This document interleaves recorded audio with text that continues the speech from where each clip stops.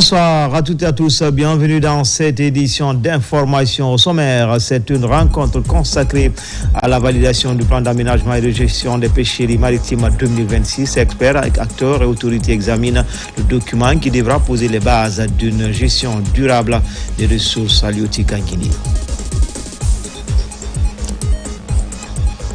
Et puis, c'est un geste qui soulage et rassure les ménages précaires en Guinée. C'est aussi une croisade contre la cécité au sein des couches vulnérables. Les lunettes de soleil sont offertes aux couches défavorisées.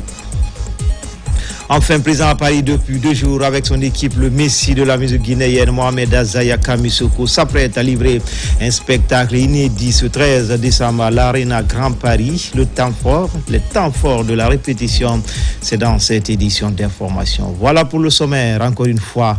Bonsoir à tous. C'est une rencontre consacrée à la validation du plan d'aménagement et de gestion des pêcheries maritimes 2026. Experts, acteurs et autorités en charge du secteur examinent le document qui devra poser les bases d'une gestion durable des ressources halieutiques en Guinée. Al-Gassimouba. Assurer une exploitation durable du potentiel halieutique guinéen, c'est l'ambition du plan d'aménagement et de gestion des pêcheries maritimes 2026.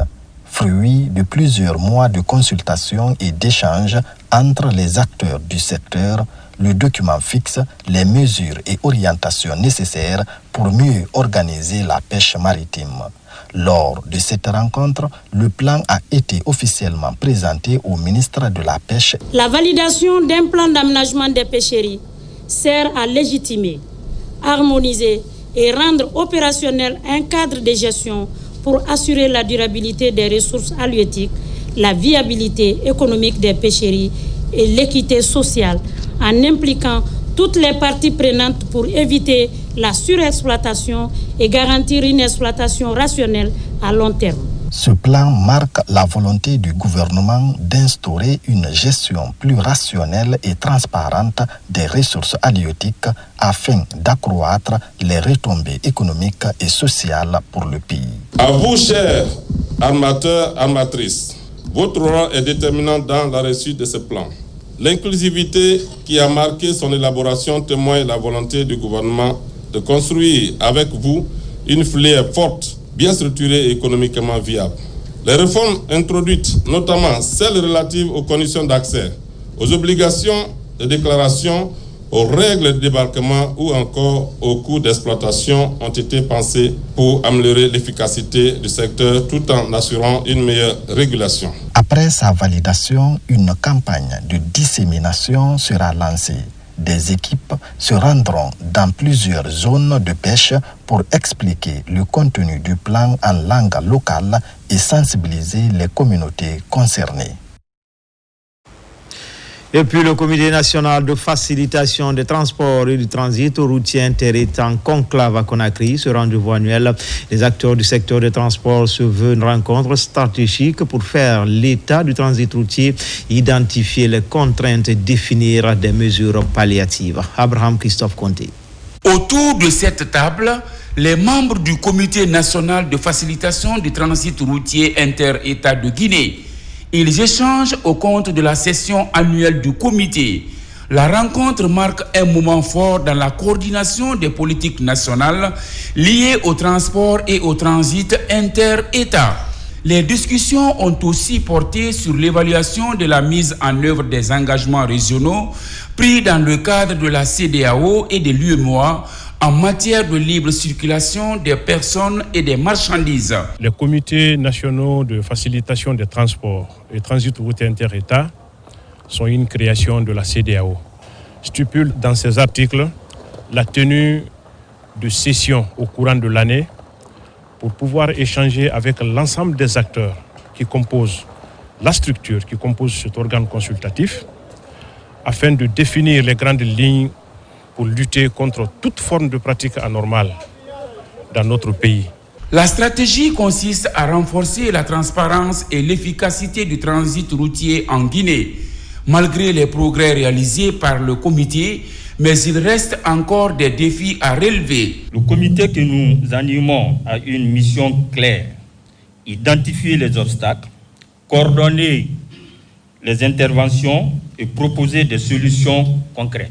Cela constitue pour nous un forum pour la simplification des formalités, procédures et documents utilisés en matière de transport et de commerce, en proposant des projets de réglementation, mais également en veillant à l'application effective des dispositions et conventions sous-régionales relatives au transport et transit routier inter-États. À l'issue de ces travaux de 2 jours, le comité s'est engagé à renforcer le suivi des recommandations et à mettre en place un cadre permanent de concertation entre les participants afin d'améliorer durablement le transit routier inter-État. C'est une avancée majeure dans l'amélioration des conditions de vie des pensionnés de la Caisse nationale de prévoyance sociale. Il n'y a presque plus d'affluence dans les agences. Désormais, sur le virement bancaire qui est d'actualité à la CNPS. À ce jour, de nombreux retraités reçoivent leur pension dans les différentes banques de la place. Une initiative présidentielle vivement saluée par les pensionnés. Alpha Isiagaba. C'est l'une des plus grandes réformes du président Mamadi Doumbouya. À la Caisse nationale de prévoyance sociale, la bancarisation est désormais la règle. Dans les différentes agences visitées, il n'y a plus d'affluence. De nombreux retraités reçoivent leur pension par virement bancaire. Nous avons pu convaincre la majorité des pensionnés pour les faire envoyer au virement dans les différentes banques. Et de fait qu'on a pu convaincre les autres pour qu'ils puissent aller au virement. Et aujourd'hui, nous sommes libres. Et il n'y a pas assez d'affluence. De Kalouma Matoto en passant par Dixine, Matam et Ratoma, les agences de la CNPS sont quasi désertes. Il n'y a aucune file d'attente. Une réforme majeure qui séduit les pensionnés, l'autre frange importante de la population guinéenne. Avec le virement qui a lieu, aujourd'hui, Matoto est à plus de 3000 et quelques dossiers déposés depuis le mois de juin. Donc ça fait qu'on a moins d'affluence. On espère que d'ici la fin de l'année, qu'on soit au moins à 80-90% des pensionnés virés. Mamadi Doumbouya nous a reconfortés, il nous a haussé, il a montré aux gens que nous sommes aussi des humains. Avant, on était piétinés. Mais depuis qu'il est monté au pouvoir, il a prouvé aux gens que vraiment que nous sommes des humains, qu'on doit être remerciés, mais par de bonnes manières. Outre le virement bancaire des pensionnés, s'ajoute la révalorisation de la valeur monétaire du point d'indice. Les retraités expriment toute leur gratitude au président Mamadi Doumbouya. Moi, j'ai fait valoir mes droits à la retraite en décembre 2024. Mais j'avoue, les réformes qu'il a engagées, vraiment, ça soulage les pensionnés. D'abord, le fait de nous recenser, de nous enrôler, d'augmenter nos pensions. La prise en charge des pensionnés, c'est une première en République de Guinée. Depuis que nous sommes là à Matam, c'est maintenant que nous avons senti que le pensionné est vraiment fier. Je remercie le président Mamadi Doumbouya. À la Caisse nationale de prévoyance sociale, la bancarisation a permis de mettre fin aux longues files d'attente pendant les jours de paye. Mieux encore, les pensionnés bénéficient d'une couverture médicale au même titre que les fonctionnaires en activité, avec une prise en charge à hauteur de 80%. C'est un geste qui soulage et rassure les ménages précaires en Guinée. C'est aussi une croisade contre la cécité au sein des couches vulnérables. Des lunettes de soleil sont offertes grâce à l'appui de l'association internationale Lunettes sans frontières et Yirde Kudeko, une action couplée à la sensibilisation sur la santé visuelle. Abdoulaye Niguelande Diallo. L'initiative de Yirde Kudeko s'inscrit dans une démarche de solidarité visant à améliorer la qualité de vue des personnes nécessiteuses. Plus de 10 000 paires de lunettes ont été offertes. Le but est de permettre à de nombreux bénéficiaires de mieux percevoir le monde qui les entoure. Ces lunettes adaptées aux besoins spécifiques de chaque individu sont obtenues grâce à la franche collaboration entre Lunettes sans frontières et l'association Yirde Kudeko. C'est la première fois, je pense, que l'organisation Lunettes sans frontières fait un don en Guinée. Donc ce sont ces lunettes qu'on a reçues, c'est 10 000 paires de lunettes de soleil et de lunettes de vue qu'on a reçues et qu'on doit offrir aux structures spécialisées pour les distribuer gracieusement à toutes les populations guinéennes, à tous ceux qui ont besoin de lunettes pour corriger leur vue ou pour se protéger contre le soleil, notamment les albinos, donc les malvoyants. Et nous leur conseillerons tout simplement de distribuer les lunettes à tous les nécessiteux sans en prendre un centime. À travers ce geste, l'ONG Irdeco poursuit ses efforts pour accompagner la politique sanitaire des autorités guinéennes. Un véritable soulagement pour ceux qui souffrent des problèmes de vision. Aujourd'hui, nous sommes là pour réceptionner un grand lot de lunettes de soleil qui nous a été offert par la fondation association l'ONG Irdeco, mais aussi l'association Lunettes sans frontières. Nous les remercions du fond du cœur pour ce don. Et comme à l'accoutumée, la fondation ADD va partager équitablement ces lunettes de soleil aux personnes nécessiteuses. Comme nous l'avons toujours fait, nous continuons de le faire. Un bel exemple de solidarité et d'engagement envers les plus démunis. Grâce à ce don, de nombreuses vies peuvent être améliorées et l'espoir d'un avenir meilleur renaître. Un vent nouveau souffle au sein des structures sanitaires de l'arrière-pays. À Mamou, par exemple, l'hôpital régional a complètement changé de visage. De nombreux bâtiments sont sortis de terre et l'hygiène est de mise pour la vitalité de l'hôpital. Thierno Maroufba, Mohamed Pati Kamara. L'hôpital régional de Mamou entame une nouvelle phase de transformation. De nouveaux bâtiments d'hospitalisation sont construits et à ce jour opérationnels. La réalisation de ces infrastructures vient ainsi augmenter la capacité d'accueil au sein de ce centre hospitalier. Aux côtés des édifices, l'hygiène hospitalière est de mise. Des espaces verts sont ainsi aménagés dans le but de donner un cadre idéal aux visiteurs. L'hôpital a changé de visage. Parce que quand tu viens aujourd'hui à la rentrée de l'hôpital, tu vas comprendre que oui, tu es venu dans un hôpital régional. Non seulement il y a des visites qui sont là, l'accueil est là, et surtout quand tu rentres à l'hôpital, tu vas croire que tu es peut-être dans une clinique privée tellement que la propriété est là. L'hygiène, la propriété, elle est claire. Là où vous voyez comme ça, un hôpital comme ça, à l'air libre, tu peux approcher même un plat pour manger. À plus forte raison qu'autre chose, ça prouve à suffisance que l'hygiène est là. À travers une nouvelle politique de gestion mise en place par l'administration de l'hôpital, les offres de soins se modernisent grâce aux recettes et aux subventions de l'État. Un bureau d'entrée opérationnel et un système de digitalisation des données hospitalières sont rendus possibles pour un suivi permanent et rigoureux des patients. Donc moi ici vraiment j'ai eu la chance, si je peux le dire comme ça, que les travailleurs adhèrent à tout ce que j'envisage qui rentre dans le cadre vraiment de l'amélioration de la qualité du travail. Il permet aux prestataires ici d'administrer des soins de qualité. Aujourd'hui, l'hôpital régional de Mamou est entre modernisation progressive et réflexion sur son mode de gouvernance.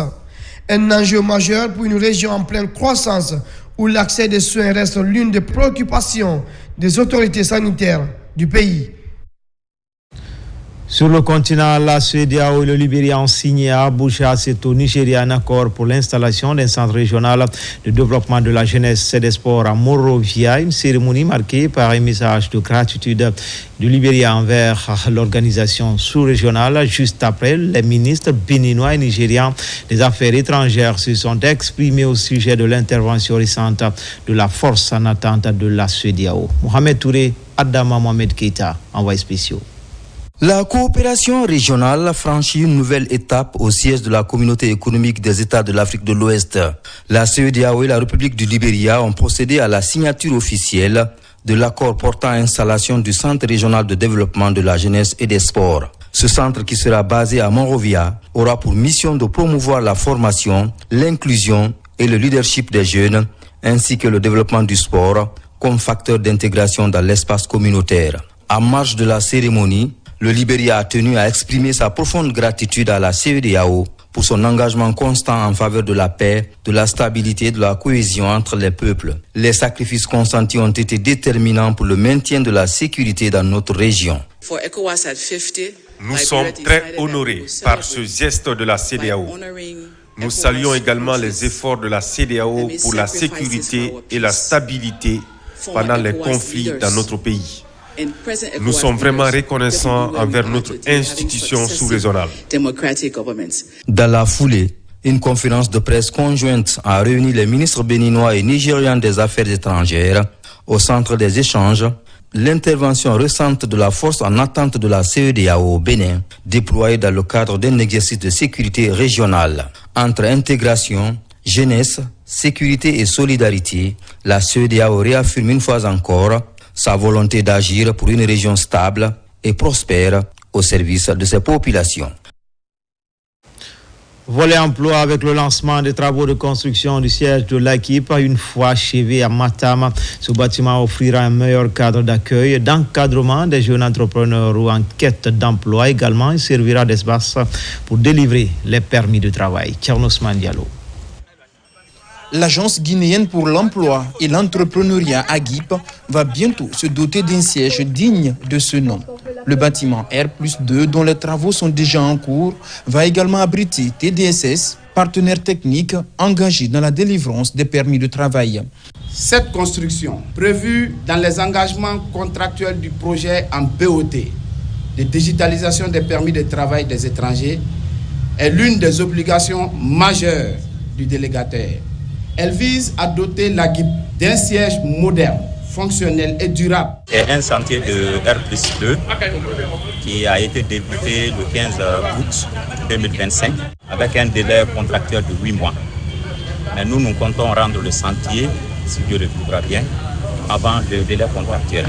Situé dans la commune de Matam, le futur siège de l'AGIP fait partie des éléments de mise en œuvre de la politique nationale de l'emploi. Ce siège offrira un espace d'accueil structuré, des salles d'orientation professionnelle, des guichets intégrés, des outils digitaux et un parcours dédié à l'entrepreneuriat. Ce dispositif permettra aux jeunes talents non seulement d'accéder à un emploi salarié, mais aussi de projeter comme créateurs de valeur, de porteurs d'initiatives économiques durables. La construction de ce nouveau siège de l'AGIP s'inscrit au cœur d'un chantier politique majeur, celui de la transformation structurelle du marché de l'emploi en Guinée, impulsé par son Excellence le Président de la République, Mamadi Doumbouya, dont le leadership engage résolument notre pays dans une dynamique de rupture fondée sur la rigueur, la performance publique et l'investissement dans le capital humain. Ces dernières années, le ministère de l'enseignement technique, de la formation professionnelle et de l'emploi a intensifié les actions pour renforcer l'AGIP et soutenir des programmes d'insertion. En région, tout d'abord, à Nzérékouré, les autorités locales viennent de lancer les travaux de construction de la Chambre de commerce, d'industrie et d'artisanat régional, un espace d'accueil et de retrouvailles des acteurs économiques et autres cadres du département. La cérémonie de pose de la première pierre a connu une forte mobilisation des opérateurs et grand public de la région. Mohamed Saloupaï, Mohamed Lamine Diallo. Ce futur bâtiment moderne devra offrir un cadre adapté aux opérations commerciales, améliorer la coordination entre les acteurs économiques et renforcer l'accompagnement des opérateurs privés. Pour les autorités locales, cette nouvelle infrastructure s'inscrit dans la vision de modernisation des institutions économiques et de dynamisation du secteur privé dans la région forestière. La pose de cette première pierre marque le début d'un projet structurant pour la région des Nzérékouré, déterminé à offrir à ces acteurs économiques un cadre moderne et parfaitement adapté aux exigences du développement. La future chambre de commerce ne sera pas un simple bâtiment, un lieu d'échange, de formation, d'incubation pour nos jeunes entrepreneurs et nos braves artisans. Les travaux lancés constitue une étape clé vers la création d'un environnement plus favorable aux investissements, à l'entrepreneuriat et au développement de nouvelles opportunités commerciales au bénéfice des populations. La Chambre de commerce, d'industrie et d'artisanat de Guinée, CCIAG, dont le président national est M. Mamadou Baldé, après près de 20 ans d'inactivité, a été relancée en mars 2022 grâce à la volonté de son Excellence, M. le Président de la République, que le Bureau consulaire national, à travers le plan stratégique quinquennal de la CCIAG, procède à l'érection de cette infrastructure économique dans notre capitale régionale de Nzérékouré. Avec cette pose de première pierre, Zéro Corée confirme sa volonté d'avancer vers une économie locale plus structurée, plus compétitive et tournée vers l'avenir. Renforcement des capacités de près de 50 agents techniques de supervision de l'Agence nationale de financement des collectivités de la région de Kindia. De nouvelles plateformes sont ainsi mises à leur disposition pour assurer la remontée des données géographiques des sites de l'agence. L'idée de faciliter la prise de décision et le suivi et évaluation des projets et programmes de l'ANAFIC. Fanala Baya Kamara, son enseignant. Ce conclave de Kindia réunit les différents agents techniques de la région autour de nouvelles plateformes mises en œuvre par l'Agence nationale de financement des collectivités. L'idée est de faire la remontée des données de géolocalisation des sites de l'agence en temps réel. Il y aura un module sur la notion des systèmes d'information géographique. Après, il y aura un module sur Kobo Toolbox. Et notre module, c'est le Kobo Collect, pour pouvoir collecter les données à travers un téléphone Android. C'est pour faciliter le suivi à distance et ça nous permettra vraiment en temps réel d'avoir les informations au niveau des collectivités. Une fois que les données sont renseignées, et on doit prendre les coordonnées géographiques, et les coordonnées géographiques, à travers les coordonnées géographiques, on va afficher ça au niveau d'une carte thématique pour pouvoir prendre des décisions. C'est un outil vraiment, la prise de décision. Il s'agit de faciliter la prise de décision et de suivre à distance les différents projets et programmes initiés par l'ANAFIC dans la région de l'Abbé. L'exercice bénéficie du soutien de la Banque mondiale. Leur rôle sera un rôle vraiment d'appui auprès des collectivités pour leur permettre de ressentir à date, depuis la création de l'ANAFIC en 2019, les réalisations exécutées sous financement de l'ANAFIC, à les insérer dans la base de données pour faire la capitalisation des acquis de l'ANAFIC au niveau national. Désormais, la prise de décision au sein de cette agence s'appuiera sur les données géographiques répertoriées à travers des outils numériques. Les premières remontées sont annoncées en décembre 2025. Au sein de la Grande Muette, le chef d'état-major général adjoint des forces armées a présidé la remise des insignes de grade à l'École nationale des sous-officiers d'actifs de Manéa, sous 107 promus, dont 8 stagiaires des pays africains. Adjudant-chef Mamadou Alioubari, il est correspondant de la presse militaire. L'École nationale des sous-officiers d'actifs de Mania, l'un des pôles de référence de l'enseignement militaire en Guinée. L'institution procède à la remise des diplômes à la 6e promotion semi-directe. Une cérémonie marquant ainsi la fin d'un cycle académique de 16 mois de dur labeur. Messieurs les institutions diplomatiques des pays amis et frères, merci de nous avoir confié la formation des défenseurs de vos pays respectifs à notre institution. Merci mon général pour tout ce que vous œuvrez avec la coopération des pays amis et les stagiaires étrangers qui arrivent maintenant en grand nombre à la République de Guinée. Chers élèves sous-officiers, vous êtes désormais prêts à rejoindre vos unités. Vous y porterez haut les valeurs qui vous ont été inculquées. Discipline, loyauté, courage et sens de la mission. S'élever par l'effort. L'école est fière de vous. Votre nation compte sur vous. Une cérémonie rehaussée par la présence des cadres civils et militaires. En première ligne, le chef d'état-major général adjoint des armées, qui a procédé au baptême de la promotion. Chers stagiaires, vous porterez un nom prestigieux en la personne du général de brigade Ange Bangoura. Chers stagiaires, la formation que vous venez d'achever fut rigoureuse, tant sur le plan physique, moral qu'intellectuel. Elle vous a permis non seulement d'acquérir l'art de commander et de décider avec assurance. Fort d'un effectif de 67 sous-officiers, dont 7 personnels féminins. Cette promotion compte 8 nationalités originaires du Congo, du Niger, du Burkina Faso, du Mali, du Cameroun, du Togo, du Bénin et du Gabon. Je remercie vraiment les encadreurs d'ici. La Guinée devient déjà pour moi un deuxième pays. Et puis je serai ravi de revenir un autre jour. Fidèle à sa vocation, s'élever par l'effort, l'École nationale des sous-officiers d'active, l'ENSOA, s'est forgée au fil des ans une solide réputation sur le plan national et régional.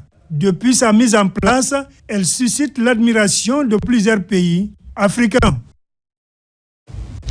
Dans l'actualité également, fin du programme Déclic à Conakry, c'est une initiative de la francophonie pour consolider les connaissances des jeunes Guinéens sur les métiers du numérique. L'ASCAD exécute le projet en partenariat avec l'agence universitaire de la francophonie et Simplon Guinée. Bakari Bambakonde.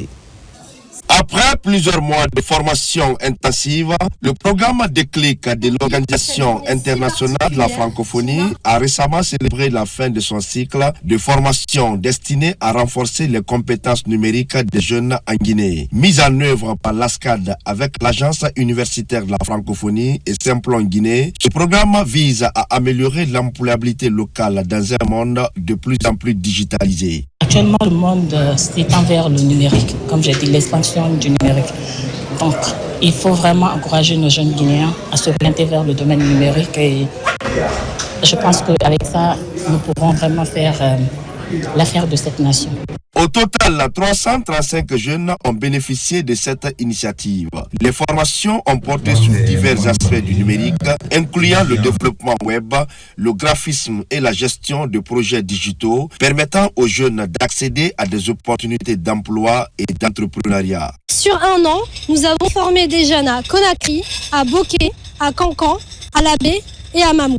Ces jeunes ont suivi des parcours de 3 à 4 mois qui étaient ultra professionnalisants, qui leur permet aujourd'hui de venir discuter avec les entreprises pour obtenir un stage ou un premier emploi. C'est une opportunité qui est offerte à nous, entreprises des nouvelles technologies, pour dénicher de nouveaux talents afin de renforcer les capacités de nos ressources humaines. Les partenaires de la francophonie ont exprimé leur satisfaction quant aux résultats du programme. Au terme de la formation, c'est d'organiser donc un job dating que vous avez vu tout à l'heure, qui met en relation les apprenants et les entreprises avec l'objectif et l'espoir qu'ils puissent obtenir un emploi ou au moins un stage. En renforçant l'employabilité, ce programme Déclic se veut bâtir un avenir promoteur pour les nouvelles générations dans un monde de plus en plus tourné vers le numérique. Conakry a également vibré récemment au rythme de la formation professionnelle. Cabinet, instituts, experts nationaux et internationaux, tous se réunis pour le tout premier salon des cabinets, instituts de formation et rendez-vous qui ambitionne de devenir une vitrine incontournable du savoir, de l'emploi et des compétences. Koumara Moussa. C'est une première en Guinée. Cabinets privés, instituts spécialisés et acteurs publics se retrouvent sous un même toit pour mettre en lumière les enjeux de la formation professionnelle dans le pays. Une initiative inédite rassemblée autour du salon des cabinets et institutions de formation de Guinée, SALSIFOC. L'objectif visé par ces salons, c'est premièrement créer un espace d'échange entre les acteurs de la formation professionnelle et continue, donner de la visibilité aux cabinets et instituts de formation de Guinée, créer une plateforme qui va aider les jeunes à trouver des opportunités. Mais au cœur de ces salons, un stand attire toutes les attentions, celui de l'Office national de formation et de perfectionnement professionnel. Ici, experts, consultants et encadrants expliquent les dispositifs mis en place. Ils sont en contact avec tous les cabinets de formation et instituts de formation pour les aider à donner le meilleur de toutes les formations possibles. Et dans cette optique, ils aident aussi le gouvernement à pouvoir former le maximum de professionnels possible. Et ça m'a énormément plu. Donc c'est voir un peu la proposition au niveau global et j'ai vu que l'ONFPP est un organisme qui permet vraiment de centraliser l'ensemble de l'offre et d'accompagner les entreprises. Pour l'ONFPP, ce salon est plus qu'une participation. C'est une vitrine, une opportunité et surtout une invitation à bâtir la Guinée de demain à travers la compétence. Nous avons décidé de former en qualité, non plus forcément en quantité. Et pour rehausser le niveau de formation, la qualité que nous voulons, il faut passer par les cabinets qui dispensent les formations.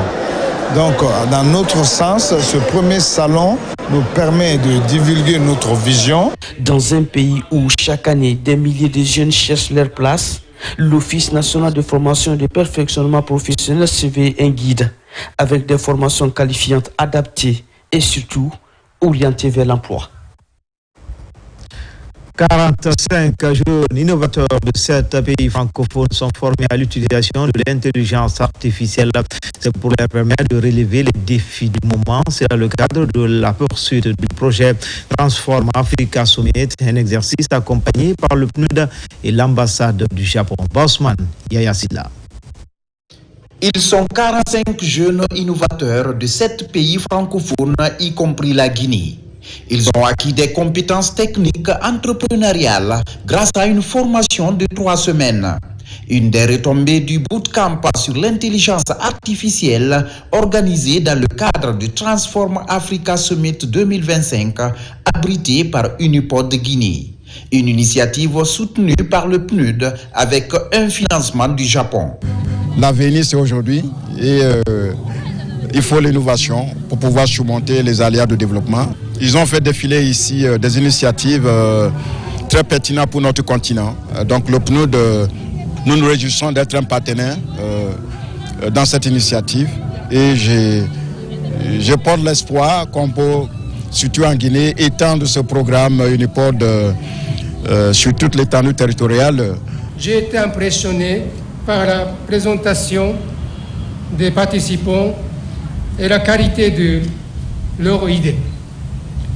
Je tiens à féliciter ce programme qui a permis de découvrir les talents des jeunes et de concrétiser leurs idées.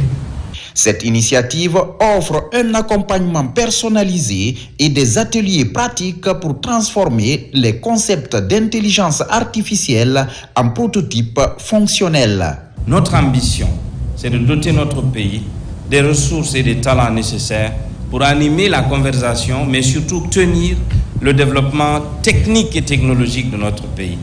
Sans une ressource humaine bien formée, sans des jeunes capables de transformer leurs idées en actes concrets, nous n'arriverons pas et nous serons sur des vœux pieux. Ces actions contribuent aujourd'hui à répondre aux défis liés à l'innovation. Elles favorisent la coopération entre les pays et permettent d'établir des passerelles entre innovateurs, investisseurs, décideurs publics et acteurs du secteur privé. 4e édition du concours de plaidoirie, un événement éducatif et culturel initié par l'Union européenne pour la promotion des droits de l'homme. Cette année, les débats portent sur l'article 25 de la Déclaration universelle, la conformité au thème, la rigueur juridique et l'art oratoire figuraient parmi les critères d'évaluation. Plus de détails avec Abdoulaye Diallo, Mohamed Bangoura. Défendre l'article 25 de la Déclaration universelle des droits de l'homme. Le concours de plaidoirie est une compétition éducative et culturelle qui réunit chaque année les universités de Conakry. Après une présélection effectuée en ligne, l'étape présidentielle a permis d'identifier les finalistes de l'édition 2025. L'initiative de l'Union européenne vise à promouvoir l'excellence académique, mais aussi à encourager la défense et la vulgarisation des droits humains. Ce concours de plaidoirie mettra l'un après les autres les étudiants qui nous inspirent pour faire éclore et devenir par eux-mêmes, mais aussi avec vous, la nouvelle génération de protecteurs, de défenseurs des droits humains. Sur scène, de jeunes étudiants ont impressionné le public par la qualité de leurs prestations. Une saine émulation qui permet aux candidats de mettre en avant leur maîtrise juridique et leur éloquence. J'ai impacté par ma façon de plaider et surtout j'ai touché les mots de mon pays, j'ai touché les mots du monde entier et j'ai touché les imperfections même des États les plus puissants. Je me félicite en tant qu'État membre de l'Union européenne que mon collègue de la délégation pour la 4e année ait organisé ce concours de plaidoirie qui montre à quel point la jeunesse de Guinée se saisit de ces sujets, les fait vivre au quotidien, les incarne et les plaidoiries étaient incroyables, l'ambiance. Cette 4e édition du concours des plaidoiries dédiée à la vulgarisation de l'article 25 de la Déclaration universelle des droits de l'homme s'est tenue dans une ambiance festive et conviviale. Dans l'actualité encore, le Mosaccord s'active sur le terrain pour le maintien de la paix. Ses membres ont sillonné les préfectures de Kindia et d'Ubreka pour intensifier les séances de sensibilisation avec à la clé des prières collectives pour des élections apaisées en Guinée. Mamoudou Silla, Marwan Kamara. La caravane nationale de sensibilisation pour le maintien de la paix poursuit son parcours à travers le pays. Après une première étape à Dubreka, la délégation du Mosaccord s'est arrêtée dans la ville des Agrumes. Ici, la délégation est reçue par les sages de Kindia pour une prière collective en faveur de la quiétude sociale en cette période électorale. India est très content de la visite d'une des sœurs du président de la République. Elle n'est pas à sa première visite pendant le décès. Elle a eu l'amabilité de venir présenter des condoléances. Nous allons faire en sorte pour que Kindia puisse apporter sa grande contribution dans cette élection, dans la paix, dans la fraternité. Après des prières et bénédictions chez l'ex-contigui de la Basse-Guinée, Feu El Hadj Mamoudou Kamara, et chez le coordinateur des ressortissants de l'Union Mandingue, la délégation du Mosaccord est conduite à la Maison des Jeunes de Kindia, où elle reçoit un accueil chaleureux. Seul objectif, renforcer le dialogue et rappeler l'importance d'un climat apaisé. C'est une caravane nationale de paix que nous avons enclenchée à travers des prières et sensibilisations. Nous allons continuer à sensibiliser les citoyens pour la paix et la cohésion sociale. Les élections doivent être un moment d'expression démocratique, pas de division. Nous avons fait à Dubreka et nous allons continuer à sensibiliser dans toutes les régions du pays. De la ville de Mangakindi Kamara, la caravane nationale de la paix mettra le cap sur la région des Érékouré pour encourager la participation citoyenne et faire de cette présidentielle un moment pacifique et démocratique. Direction Moscou pour parler de la journée d'éducation citoyenne organisée par l'ambassade de Guinée en Fédération de Russie. Thème retenu cette année, maintien de la cohésion sociale au sein de la diaspora avant, pendant et après la présidentielle du 28 décembre 2025. Commentaire Diana Yansane. Cette rencontre entre compatriotes est initiée par l'ambassade de Guinée en Fédération de Russie. Les échanges portent sur le maintien de la belle cohésion au sein de la diaspora guinéenne à Moscou. La démarche vise à garantir un climat apaisé lors des prochaines échéances électorales. Les élections représentent toujours des enjeux très importants pour une nation.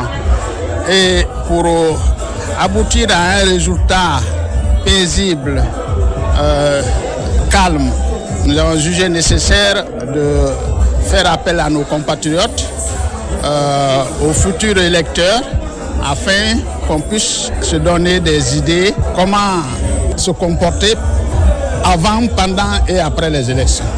La journée est marquée par des panels portant sur des thématiques comme éducation civique et prévention des discours de division, neutralité et responsabilité citoyenne pendant le processus électoral. Je peux que remercier l'ensemble des membres de l'ambassade de la Guinée en Fédération de Russie pour cette belle initiative d'organiser et de réunir les Guinéens pour nous sensibiliser sur les élections à venir. Les participants promettent de respecter les consignes reçues en faveur d'un processus électoral apaisé.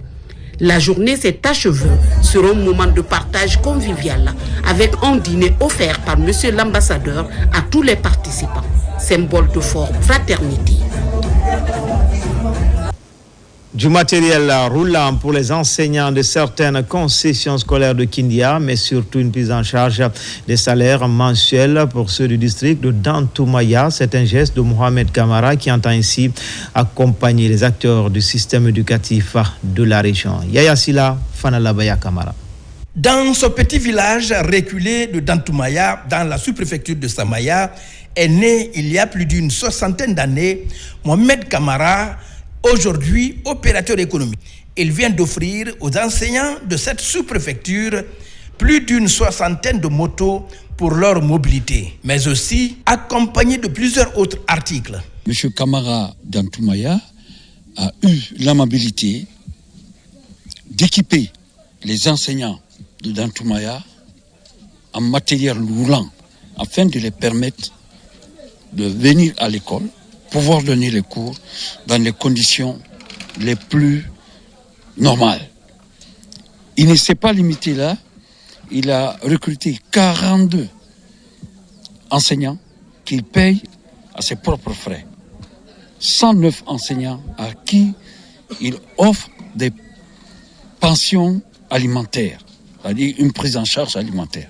Pour le donateur, ce geste est un acte de civisme qui découle d'un constat.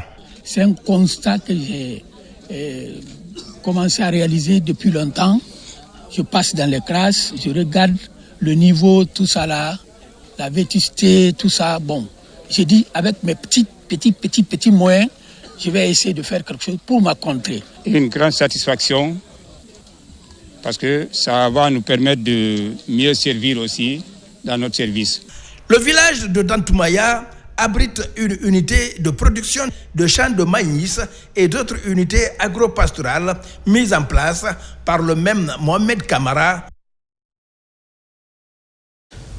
L'on se rappelle de cet incendie du 1er décembre dernier qui a failli ôter la vie à plusieurs écoliers de l'école El Hadj Oumar Tall du quartier Madina Centre, mais les jeunes du quartier, avec leur courage et détermination, ont pu sauver tous les élèves de cette école primaire. Aujourd'hui, cet acte de bravoure est célébré par les autorités communales et éducatives de Matam. Des satisfecit ont été décernés aux encadreurs et jeunes volontaires. Nabila Moussa Kamara, Foudé Kamara.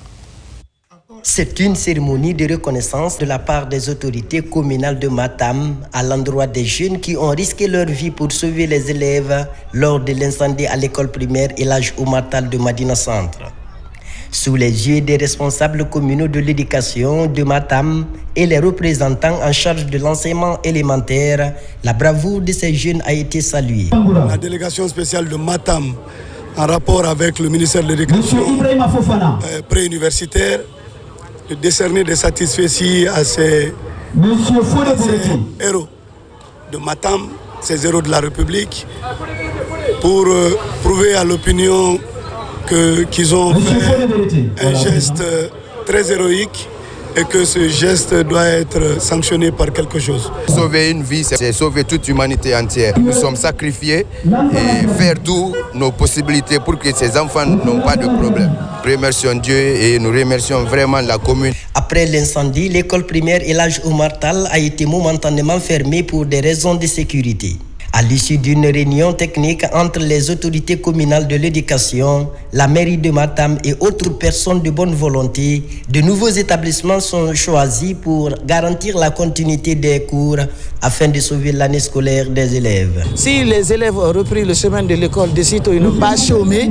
C'est ça, c'était mon problème. On a eu à faire des travaux techniques, pédagogiques et sociaux pour que les élèves puissent reprendre le chemin de l'école. Ça ne fait que me réjouir, moi. Considérés désormais comme des héros, les jeunes qui ont secouru les enfants le 1er décembre 2025 lors de l'incendie à l'école primaire El Hadj Oumar Tall du quartier Madina Centre sont célébrés. Enfin, culture, présent à Paris depuis des jours avec son équipe, le Messie de la musique guinéenne, Mohamed Zayaka Missoko, s'apprête à livrer un spectacle inédit ce 13 décembre à l'Arena Grand Paris. Cet événement marque un tournant décisif dans la carrière de l'artiste qui sera le tout premier à s'attaquer à cette salle emblématique. Les temps forts de la répétition avec Mohamed Souma, Alia John Keita, Kadiatou Kaba. Chanteur, bassiste, compositeur, balafoniste et interprète, le Messie de la musique guinéenne Azaya s'apprête à brandir haut le tricolore guinéen à l'international.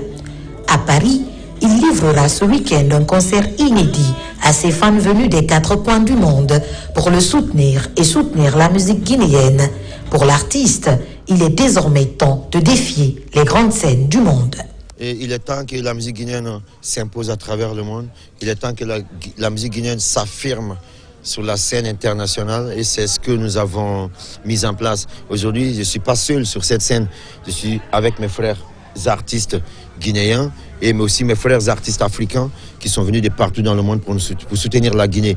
Demain, ça sera un événement historique. On l'a dit et vous n'avez encore rien vu parce que demain, ça sera un autre défi pour la Guinée. Ce concert intervient à l'occasion des 10 ans de carrière d'Azaya, après une constance rare observée sur la scène musicale africaine et mondiale.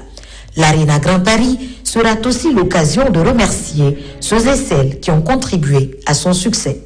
Sachez que les fans sont venus de partout à travers le monde pour assister à ce concert. Les États-Unis, l'Australie, l'Angleterre, toute l'Europe, toute l'Afrique, la Guinée, mais on a vidé le pays. Tout le pays est à Paris actuellement pour ce grand concert. Ça veut dire que c'est un défi pas pour Azaya, mais pour toute la Guinée. C'est un défi pour toute une nation. Et on est prêt. Et bien évidemment, ce concert marque le début de la célébration des 10 ans de carrière de Azaya. A préciser qu'à quelques heures de son concert prévu ce samedi 13 décembre à l'Arena Grand Paris, une cérémonie de lecture du Saint-Coran a été organisée par ses fans de Lille pour le bon déroulement de l'ensemble des activités. Et c'est ainsi que se termine ce journal. A grand été le plaisir pour moi de vous servir pendant ces 3 jours d'affilée. L'actualité se poursuit sur le www.rtgguinée.info. À bientôt pour d'autres actualités sur la Guinée, notre paradis, terre de richesse et d'innovation. Inch'Allah.